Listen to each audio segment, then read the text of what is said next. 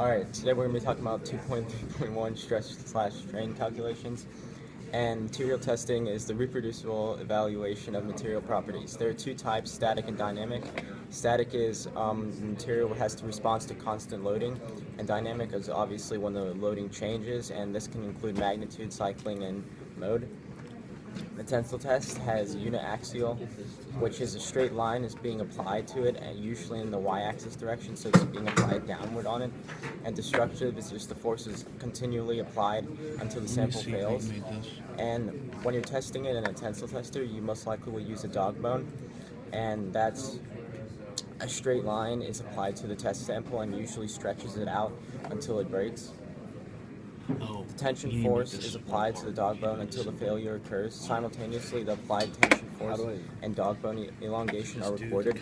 A plot is created and stored for the load elongation data, and usually it's in a graph. Now, to test the stress of it, you could use something like so for this one, you could see right here that it's 500 pounds being applied across a 2-inch long dog bone, and the diameter is 0.135 inches. Now for this, it would be force over area, and first you have to calculate the area, so you have to divide the diameter in half, which will get you 0.0625, and then you square that and multiply by pi, and you get 0.0123 inches squared. Then you plug that into here, and it will be 500 pounds being applied down towards it, divided by the 0.0123, and you'd get about 1,000 of the stress. And then there is the elongation, and it's divided by original length to find strain. And you can look at the same one right here, and the elongation is 0.0123 as we found above, and then the original length is the 2 inches right here, and when you divide it, then you'd get 0.06615 inches as the strain. Then stress and strain are proportional to one another, and that's right here in this graph. The proportional limit is the stress at which proportionally ceases, which is about right here, and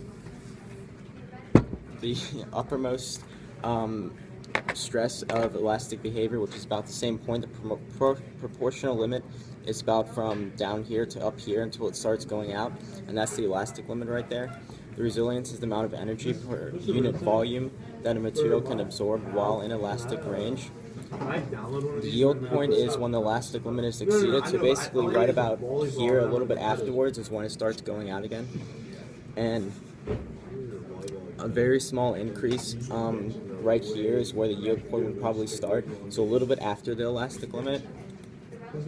And the deformation is basically the points to where it starts to actually break, which is right here. This is when it's actually like steady, and then this is about where it starts breaking. And when the load is removed, only the elastic deformation will be recovered. Plastic deformation represents failure, and the part dimensions will now be outside of allowable tolerances. The weakest point is stretched and becomes stronger, and the new weakest point is stretched and becomes stronger, and so on. This keeps occurring until the decrease in area overcomes the increase in strength. Tensile strength, load bearing ability peaks. Force required to continue straining the test sample decreases. The weakest location at the peak continues to decrease in area. And necking is, well, the tensile test is basically what I showed you, the stress strain curve. And if it continues to be applied, it'll start necking, and then the fracture will start occurring, so it'll start breaking.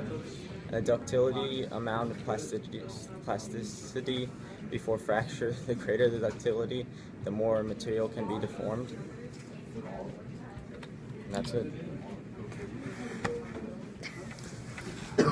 Recycling consists of taking things that are not usable anymore and turning them around and making them into something that is usable. Things such as metals, organics, metals consisting of steel, brass, copper, aluminum, iron, and then organic matter such as grass clippings, tree trimmings, yards of vegetation, food scraps, wood, and paper. recycling is very key for the development of our habitat, essentially, because our resources are not unlimited. So it is smart to recycle because you are not wasting most things. Most things can be recycled, such as plastics and other things like that, and the only way you would know is either from prior knowledge or there will be a recycling symbol on it. And what they would do with, let's say, recycled metal is they'll take an old junky car and then strip it down, melt the vehicle, well, they box it up and melt it, and then take everything they can from it, such as aluminum, steel, brass, copper, iron, anything they can use, and turn around, they'll use that on a new car or something else like that. And then recycled organics can be used in things such as paper, recycled paper, other goods here and there, but plastic is the main recyclable that is key to our development, because we can recycle old water bottles and make them into new ones, and things such as that. Basic manufacturing processes consist of 5 things: casting, forging, metal extrusion, water jet cutting, and rapid prototyping. These 5 basic manufacturing processes start out with casting, which is a manufacturing process which basically takes a liquid, a heated up liquid, could be any material, and they put it into a cast, and that liquid takes the shape of the cast, so whatever that cast is, which could be a screw, a wrench, anything, doesn't matter. It just takes that mold. Second thing is forging. Forging is a completely different thing. It's where it's the same way that you make swords. So the way you do it is you take a heated up piece of metal and you take what looks like a hammer, and then you forge it, which is basically hit it to change it to the shape you want it, because metal is malleable at high temperatures. The third is metal extrusion, and that is when under high amounts of pressure the metal is forced to change. So you can do, it's for more detailed products, so things like doors, hoods, stuff like that for cars. Water jet cutting is using the pressure of water to cut things. So things that could be a little more delicate would be cut with water jets. And water cutting is very efficient because all it uses is high pressurized water. Rapid prototyping is when they use ink jets to make models, and these models are made up from steel-based powder from the bottom up. This can make high-strength models, but it doesn't require any support. Activity 3.1.1 Inputs and outputs. There's different components that make a robot move. You got your gears, wheels, your motors, and your servos. So basically, an example of that would be like wheels. You got a wheelbarrow, and the wheel is a mechanical device that makes it easier to move the wheelbarrow. Okay, so activity 3.1.2 is basic outputs programming, and so you got these things called flowcharts. And you know what a flowchart is? It's a schematic representation of an algorithm or a process. So your first thing you need to have is you need the start block, and then you have different shapes that represent different things, like your rounded rectangle, and then some flowcharts have an end. It's not necessarily required, but you have also processes in your flowchart. You have rectangular shapes, you have parallelograms. They indicate that a manual operation is needed. You got processes like add one, turn the motor on, turn it off, turn the light on, rotate the part, set the motor, different things like that. So your parallelograms, they indicate that manual operation is needed. For example, like type in the weight, check the balance or time the operation, so it's all input that's being put into the program. You also have these decision blocks, and they're represented by a rhombus. So your outcome is either yes or no. It's phrased as a question. So yes goes one way, no goes the other way. For example, it might ask, is your outcome larger than 10? Or does the weight meet the specifications? Or has the count been reached? And if yes, you do a certain thing, and if no, you do something else.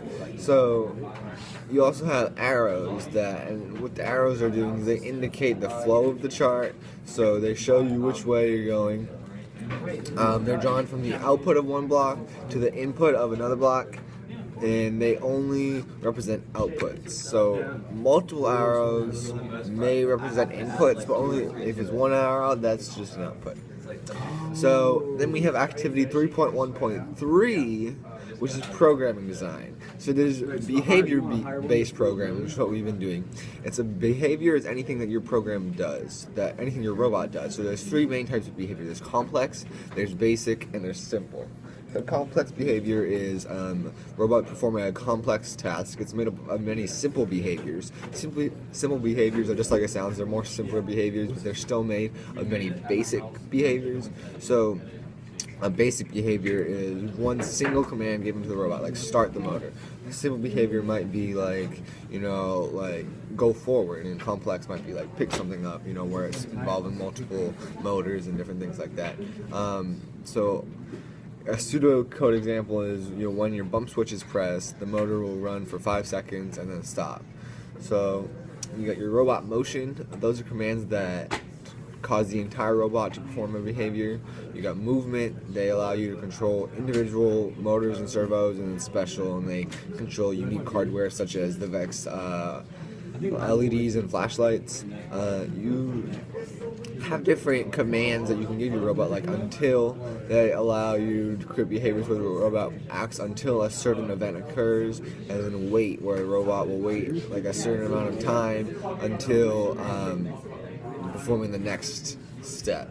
Activity 3.1.4 is while and if-else structures. A while loop, it's going to loop over and over again until while the starter condition is true. So there's three components. There's while, you have your condition, which is saying while like your count is less than 3, and then the commands to be repeated, which are found inside your curly brackets. An if-else statement, it's basically like an if statement with another part. So if something's true, it's going to perform something. Else, if something else is true, it performs that. And then you can also have an else statement, so it's like a catch-all. If none of those are true, perform this. So